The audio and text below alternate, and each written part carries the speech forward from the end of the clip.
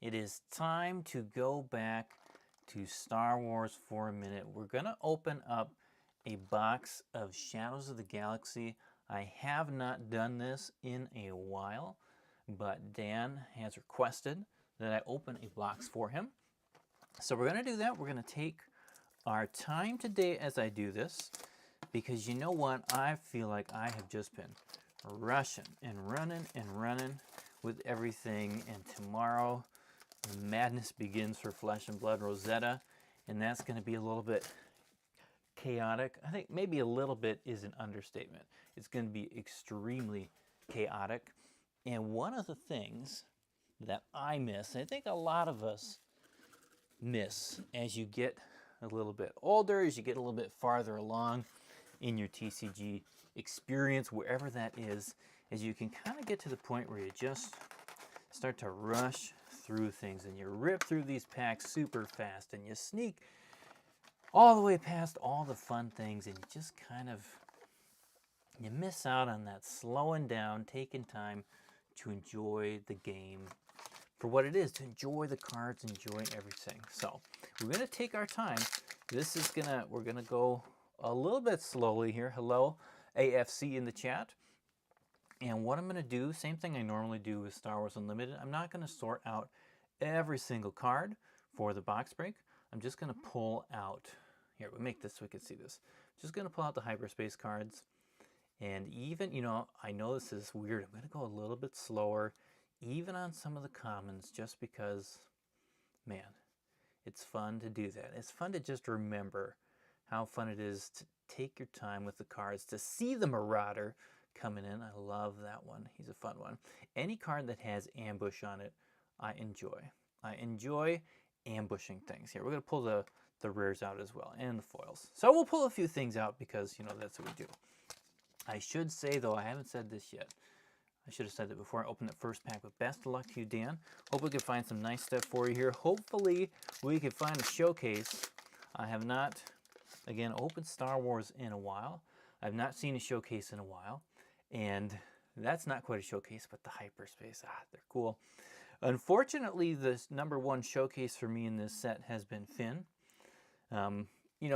Fortunately, though, number one just means I've only opened 2 of it, because I didn't open that much, to start getting more than 2 of a card in the showcase class. There's a very cool Clan Saxon Gauntlet hyperspace. Anytime I see, we got hyperspace foil in the back. Okay, Previslas are rare. And then, it's Desperado Freighter. It's a freighter. Now, we are going to hope for something big like a tech hyperspace foil. That would be good. The Gallant Goon says the audio is mad low. Mad low. Well, I wouldn't want it to be mad low. So let me give you a little bit of a boost. A little bit of a boost. I don't want to get too crazy here. The problem is, when I get wild, it gets wild. You know what I'm saying? So we don't want to get too wild with the audio. Hopefully that's a little bit better. Also, those packs, they get so loud. They get so loud. So hello, Dottleran as well. Jabba the Hutt. Always fun. I'm excited for the next set, right? Twilight, we've got some new leaders coming in. We're going to have Leader Maul, finally. Very, very excited. There we go. Covetous Rivals. I still love that there's hyperspaces all throughout here, in that you do get quite a few of them. Echo's nice squeal. And then there we go. There we go. Now we're rocking it. Our very first legendary is Poe Dameron. And you know what? I don't know if I was going to do this or not. I forgot to. I didn't mix up any of the packs yet, right? We're only doing 1 box. So let's move some stuff around, because, I don't know if anybody's mapping these anymore or even thinks about that or whatever, but there we go. This is going to help us have a little bit more variety in our opening. We're not going to know exactly what's coming up. And, for me, honestly, I've already forgotten what the order was, but, just to keep it exciting. Look at that Fennec Shand. Though I do feel like, if you get a Poe, it's a pretty good sign for what is coming ahead. Let's hope so. Mercenary Company, of course, all the hyperspaces and the really rare cards are just, again, who knows. Another card I love here, this 4 Lam, again, Ambush. I remember the first time I was looking at this and it's like, well, you got to have 4-LOM and then Zuckuss, of course, to really get things rolling, but I think it's worth it. Of course, I've seen it in quite a few lists, and I think it's something fun worth going for, even if you only have one of them out at a time. You know, again, that Ambush and then Sentinel on Zuckuss, sorry, not Sentinel, Saboteur, can really just make things not fun for your opponent. Not fun at all. Deathmark, even some of these bounties, fun seeing that Bossk list do really well at a big event over in Europe, I believe. So getting some of those bounties, if you can do that twice, draw 4 cards, not bad. Not bad, especially if you're doing some of these longer games with some of these more control decks, and they're trying to discard your cards, and you know, it's going to come to some sort of card advantage at the end, or who can be the first person to get one of these big bad boys to stick, like the Avenger or Crate Dragon or something like that, or Vader, you know, one of those really fun ones. A little bit of card draw is very nice, and a little bit of card removal, of course, is very nice as well. Look at that double wanted. One was Hyperspace, Toro Calican, he's fun. The Bounty Hunter decks are always fun. Lom Pike, and the Armorer, still one of my the Hyperspace foil on this one is, oof, that one's gold. That one is gold, as they say, though they don't have any golden packs in this game. I've been used to doing so much part the Mistveil for Flesh and Blood, and then Altered has golden packs, even though they're not golden on the outside.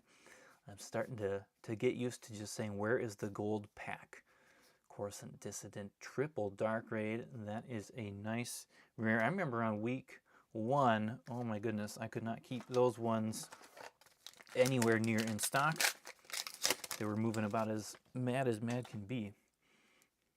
Things, of course, have calmed down quite a bit on the market. And, I mean, that's a whole nother topic for another video. We won't get into all that today here. Very cool Hyperspace on that Grapple Shot. Top Target, again, another one of those fun bounty abilities. If you can, yeah, I mean, you can heal 4 damage if you're doubling it with Bossk. 8 on your base. It's going to keep that game going for a long time. Chaos of War, followed by, is that our first foil rare? I think so, Maz Kanata. She's fun.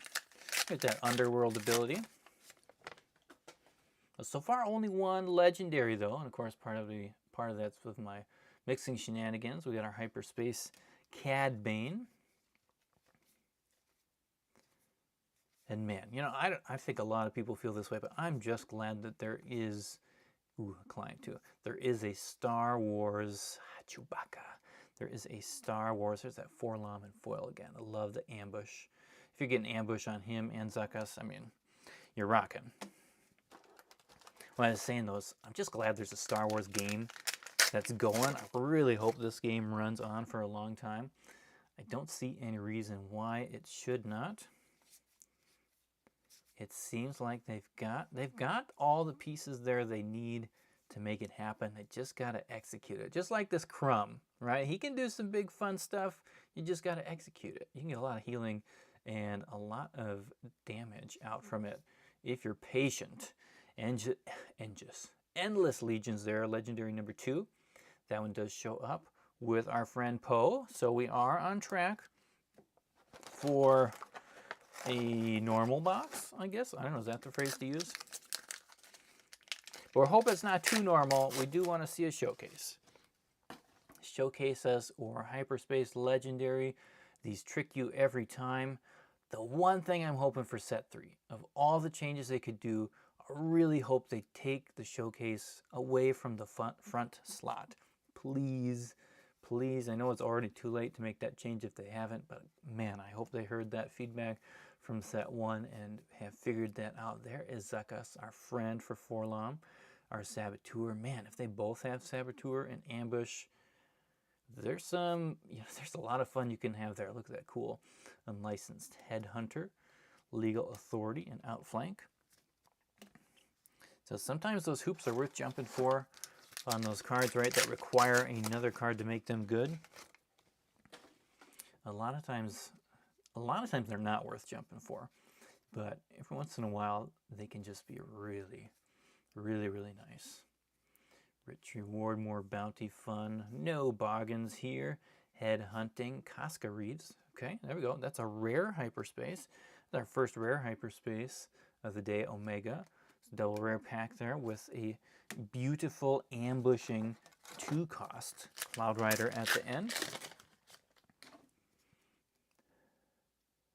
Let's see here.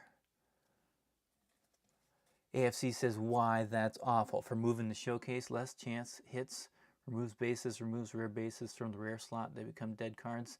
All you have to do with the show, you just have to reorganize the pack. You don't have to change any of the hit rates or move anything around. You just have to make it so your showcase card is not the first card you see. That's the only difference. Like literally all they would have to do is this, right? So that the hero comes after the base. You don't have to change anything else in there, assuming I'm reading your comment correctly and we're talking about where the showcase is. It'd be very, very easy just to do this. Boom. Right? And then your showcase is not going to get dinged by being the first card in a pack and stuff like that. It's just, you shouldn't put your most valuable card on the edge where damage is most likely to happen. That's all I'm saying. Yep, there we go. Now we're on the same page with Fennec Shand. She's cool. Swoop down. Ooh, fun. Saboteur, of course. A very nice ability when you got to deal with all those pesky Sentinels. And the Sentinels seem to be flowing. Even the common ones here, some of the blue ones, are having some fun play out there. The cheaper Sentinels are making some things happen. Making the game slow down a little bit. There's that push and pull that people have between trying to race and go fast with Sabine or Bubba or other fun things, and then these couple control decks that are really trying to pull things away. Oh my goodness, the Krayt Dragon. The Krayt Dragon. Oh, okay, look, here's the pack. Now here's the pack. We have a hyperspace Krayt Dragon. Nobody could plan for that. Jango Fett because he's cool, followed by a foil Kylo Ren. Look at that pack. What a pack. Now I should note, look at this. There's something a little weird here. Let me get those to the camera. See that dot in the bottom right corner? What happened there? Like what happened with the foiling on that slot? That's weird. That is really, really weird. Oh my goodness. Well, congrats. Here we go, Dan. You got a box. I've just had this box sitting here. It's just been sitting by my streaming station, just waiting. It's like the last box of a case. See if anybody would grab it or take it. And I guess, Dan, you made the right choice. You made the right choice. You got a good one here. You never know. You never know. That's half the fun, right? Before you open a box. Ooh, look at that Hyperspace Cloud Rider. Very cool. That's one of the better common hyperspaces to get, I believe. But you never know, right? When you got the box sealed, could just be anything. Could be anything. There's Bossk. I've been talking about Bossk a little bit today.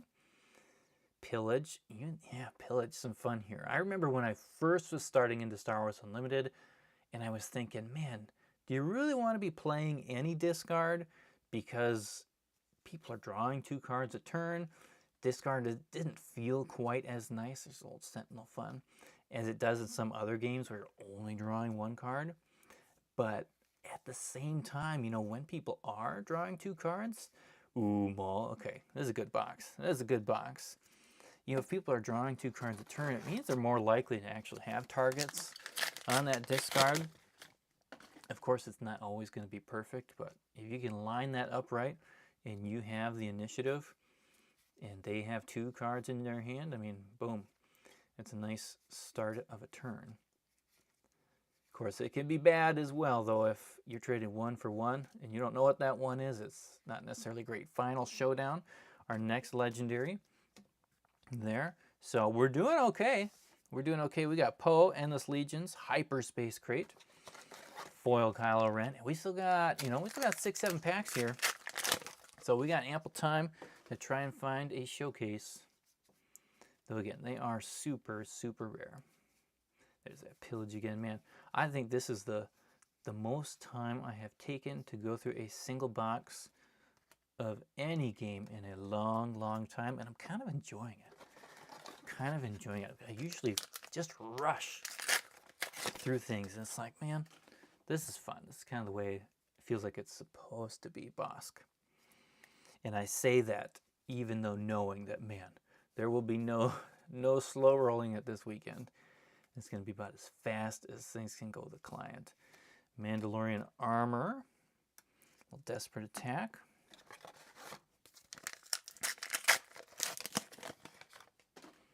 I mean, I've said before too, I like playing even in more limited environments where you get just a few packs. You're forced to play more of these common and uncommon cards. And I love that too, because the more you do that, the more you get to see how different abilities actually work, as opposed to, you know, theory crafting or just looking at lists and seeing what other people have done. You really get a good feel and vibe for what types of mechanics function well in a game or not. We've got the Rancor here. This is a good pack. I'm pretty sure based on that last card, I think I can tell what it is. We have that Hyperspace Rancor, Old Cobb Vanth, who is sneaking around some good stuff, followed by a Hyperspace Rey. There we go. Look at that. That means we've got, I mean, you've got the gamut here. You've got your regular legendary, your foil legendary, your hyperspace legendary, your foil hyperspace legendary. Everything is there for you, Dan. Everything is there for you. Nice, nice. AFC, how do you enter a box break? They are available over at mastersetmadness.com. I sell box breaks, and I sell basically anything anybody wants for Star Wars Unlimited.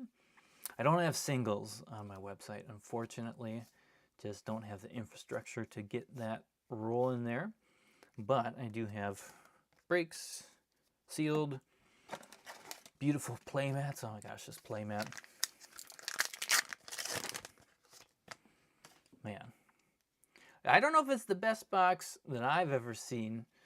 It doesn't have a showcase in it yet. It does not have a showcase, but other than that, though, we are really, really running the gamut here. It's got a Kersantin, which is always fun. Val, and the old pirate gang sneaking in the back. More ambush and smuggle. Didn't talk about smuggle at all, but oof, I do enjoy smuggle. Yes, this is a good box. It's fun to have a good box. And of course, not every box you open is going to be fun. Let me rephrase that. Not every box you open is going to be a high value hit box. Because depending on how you open boxes, you can make every box fun. I used the wrong word there. We got one more pack here for Dan. Gallant Goon says he can't wait for set 3. I can't either. I think I'm going to like the theme for set 3 a little bit better. Ah, last chance. Then I did set 2 here. Set 1, of course, it's the classic stuff. I love that.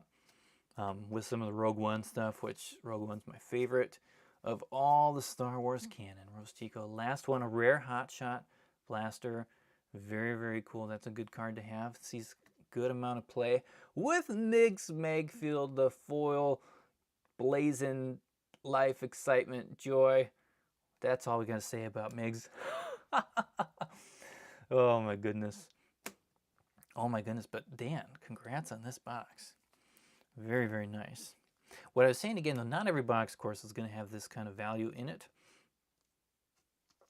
And that's just kind of the way that it goes when you open boxes and you get random stuff, but sometimes you get lucky. And so, you know, for me, I always say if you're the kind of person who can handle a little bit of that risk, if you can have fun, whether or not you get a box like this or your box, you know, looking at this one, if you took out the foil, the hyperspace foil, and this one, if you could still be happy with that box, you know, you're just going to have a better time overall opening boxes.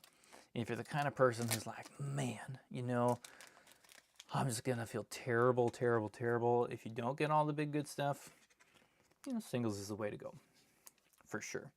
But you get some fun and enjoyment just by opening boxes that you can't quite get for singles, you know. If you wanted to play Poe and you got this, you're always going to remember, or the Krayt Dragon, you're always going to remember when you got that from that box. And what's that worth? I don't know. You got to decide for yourself. It's priceless, right? It's priceless. Gallant says it plays this game in Primal TCG. I've not done anything with Primal TCG. I am unfamiliar with that one. I have not done that. Right now I'm just doing Star Wars, Altered, and Flesh and Blood. I wanted to do more Magic. Actually, Bloomburrow was like the most exciting set in a long time for me. And then I just was like, man, I just can't do it. I can't do 4 games at the same time. I'm not even playing these ones as much as I would like to. So I had to like slow down and, you know. I figure maybe someday in the future I'll come back to Bloomburrow and have some more fun with that. But yeah, so that's what I had. Dan actually is the only one who had a box break for today. I know some people are asking about the Altered break. I'm still missing 2 people for the Altered case break to run. That Altered case break, for anybody who is wondering, is missing 2 factions, which I'll check here in a second. And then other than that, Flesh and Blood breaks are starting tomorrow with Rosetta. It's coming on time. Singles will be available. Everything's going to move faster than normal. I'll have a little bit of help so we can get those play sets out, full play sets and everything for people on time that they have ordered. Let's see here, Altered. Otherwise, of course, I can always do more Star Wars breaks and different things as time goes on. Just anytime somebody wants to do it, just let me know. We'll make it happen. Pre-orders for set 3 will come out as soon as I have confirmation on numbers, which will hopefully be towards the end of the month, beginning of next month. And the 2 breaks I have left for Altered are Axiom and Bravos. Those are the 2 factions I have left right now. Anyways, a little bit of a shorter stream today. That's why I thought, you know, we'll just take our time doing it. We're not going to rush through it. We're going to slow down. We're going to have some fun. We're going to say congrats to Dan for getting an awesome box here. I'll double check here the legendaries, and we'll do one little more flip through the rares to see what we got there. But man, hope you want to play some aggression. I hope you want to play some aggression. Crate, Poe, Legions, Showdown, Kylo. Look at that aggression right there. And then that Rey in the back. Very cool. Our rare slot was not bad. It was not a bad rare slot. We did get a Hotshot Blaster, Fett's Armor, Vanth, a lot of playable ones in here. Resolve, Maul, of course. Really, Maul is where you want to be at. Swoop Down. We did get, you know, 1 hyperspace one with Reeves. Chewbacca. The Dark Raid, another great one. A lot of cool cards in there. Very nice. So, congrats, Dan. We'll be back with more Star Wars soon. We'll be back soon. I say soon, not too soon, because I got to do Rosetta.